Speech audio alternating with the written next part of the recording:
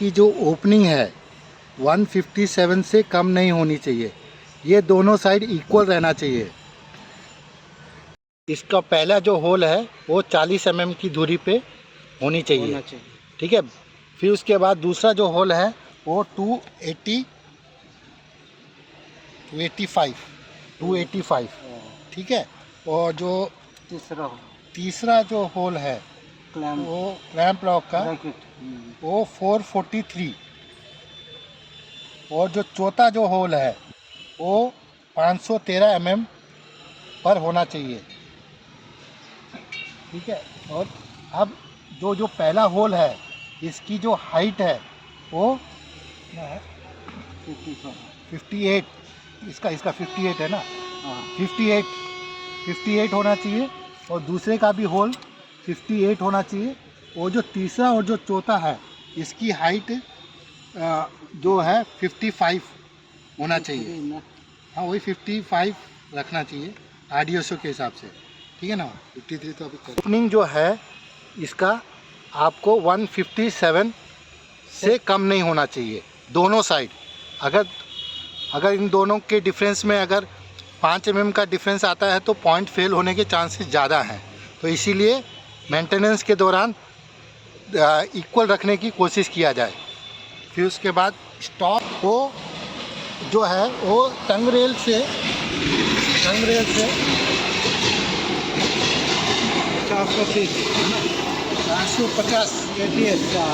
450 यहाँ से ये यहाँ पे ये 450 होना चाहिए। टो से गिना जाए। ये सेकंड होल जो है स्टॉक रेल का वो 530 गाड़ी ओके। स्टॉक रेल का जो पहला होल है ना वो 450 पे होना चाहिए और उसकी जो हाइट है टंग अपना फ्रेंच से 76 mm होनी चाहिए। दूसरा जो होल है वो 530 पे होनी चाहिए। इसका सेम हाइट है। ठीक है। अब मशीन की जो दूरी है वो आपका टंग रेल से अपना स्टॉक रेल से बाहर की तरफ से और इसकी जो मशीन का जो अंदर की तरफ से है वो 970 होना चाहिए। ठीक है 970 होना चाहिए। और जो अब इंडिकेशन रॉड पे आ जाइए। इंडिकेशन जो बाहर वाला जो इंडिकेशन रॉड है ये जो आपका इंडिकेशन रॉड है ये वाला जो इंडिकेशन है इसकी जो लंबाई है 2100 mm है। और इसकी जो लॉकिंग वाली है ये वाली ये इधर दिखाओ फार एंड का जो लॉकिंग का है वो 2040 mm होनी चाहिए 240। और फिर इसके बाद नियर डिटेक्शन रॉड जो ये वाला जो डिटेक्शन रॉड है नियर एंड का वो 880 mm होनी चाहिए। और इसकी जो लॉकिंग है नियर एंड की वो 760 mm। हाँ। स्लीपर जो तीसरा और चौथा स्लीपर है उसका 745 mm की दूरी पे होना चाहिए। ठीक है। ये फिश टेल और ये जो है वो कोशिश ये रहनी चाहिए कि अपनी इक्वल रहे। तो ओपनिंग जो है वो दोनों तरफ बराबर आती है। अगर दोनों तरफ बराबर नहीं आती है तो हमें यहाँ पे सिम लगा के उसको इक्वल करना है। क्लैंप लॉक में जो है उसमें सिम लगाना है 3 से ज़्यादा नहीं लगाना है। और 3 लगाने के बाद अपनी जो ओपनिंग है टंग रेल की है वो 157 से ज़्यादा आनी चाहिए पर दोनों इक्वल होनी चाहिए। ठीक है। फिर वैसे ही जेहोच में 57 mm से कम नहीं होना चाहिए ये 50 mm। और क्लोज में 0 से ये जो क्लोज है 0 से 10 के बीच में होना चाहिए। ये अपने को उसी हिसाब से एडजस्ट करो जिससे कि आपका जो उधर लॉकिंग अफेक्टेड हो जाता है। अगर इसमें थोड़ा सा वेरिएशन हो गया तो कोशिश यही करना चाहिए कि इसको हमने को 0 से 10 के बीच में रखो। और 0 हो तो बहुत अच्छा ही है। इससे क्या होता है कि जो अपना जो व्हील है इसको दबाता है तो आपके कॉन्टैक्ट ब्रेक नहीं होते हैं, तो ये इसलिए इसको जीरो ही रखना अच्छा है। और उसके उसी दौरान जो इनके एसएसडी के आर्म हैं वो ये एक राइट मतलब पूरी सीधी होनी चाहिए दोनों, हाँ, तो ये दोनों सीधी होनी चाहिए जिससे कि वो आपको इक्वल प्रेशर मिल सके। धागा लगाने से चारों पिन एक साथ में मिलना। हाँ, ये जो इसके अंदर भी 2 पिन हैं, इसके अंदर भी 2 पिन है, इनको इसको अगर अलाइनमेंट करेंगे तो देखेंगे तो ये आपको इक्वल दिखाई देगी, इक्वल स्टेट में होनी चाहिए, है ना। तो और दूसरा थर्ड नंबर है, थर्ड स्लीपर का जो गेज टाइप प्लेट है वो 220 चाहिए।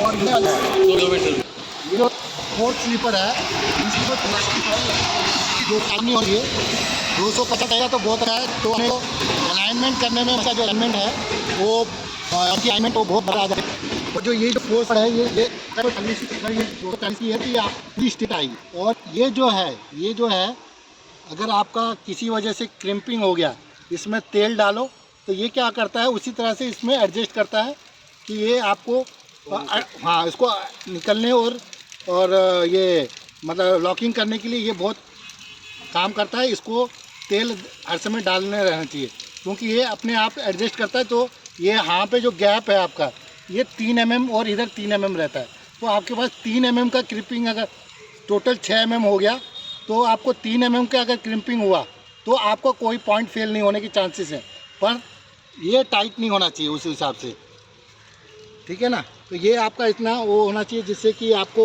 एडजस्ट कर पाए, है ना। ये हो गया इसका, ये भी ज़्यादा हो गया। हाँ, ये जो टो की जो रेस्टिंग है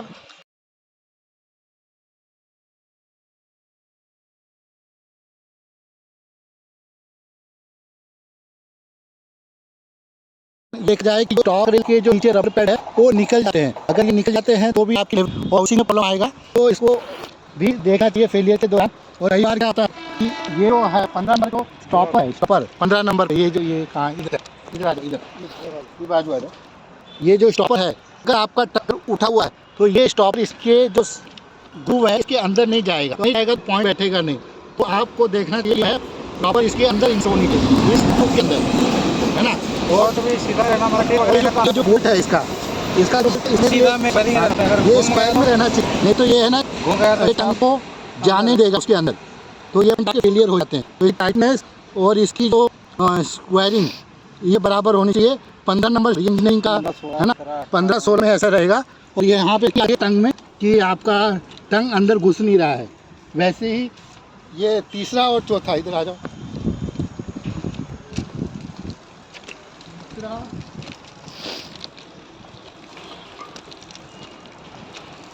ये जैसे तीसरा में जैसे ये रबर पैड लगाया हुआ है, किसी वजह से ये रबर पैड निकल गया और ये तो आपका पॉइंट बैठने नहीं देगा। और किसी वजह से ये लाइनर है, ये लाइनर अगर आपका ऊपर आ गया तो ये भी आपको बैठने नहीं देगा।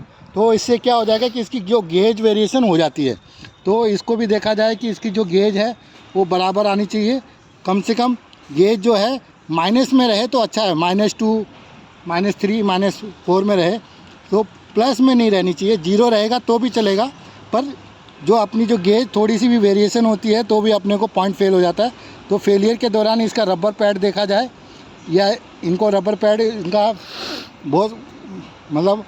बहुत सारे ऐसे फेलियर्स आए हैं जो इनके रबर पैड निकल के बाहर गिर जाते हैं, तो इसको फेलियर के दौरान देखा जाए।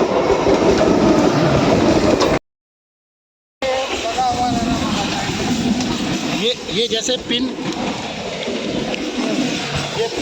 जैसे ये निकल गया है ना, तो ये पिन जो है इसमें लगा रहना चाहिए। ये पिन निकल गया, इसके कारण भी आपके गेज वेरिएशन हो सकता है। इधर आ जाओ, इधर निकला हुआ है,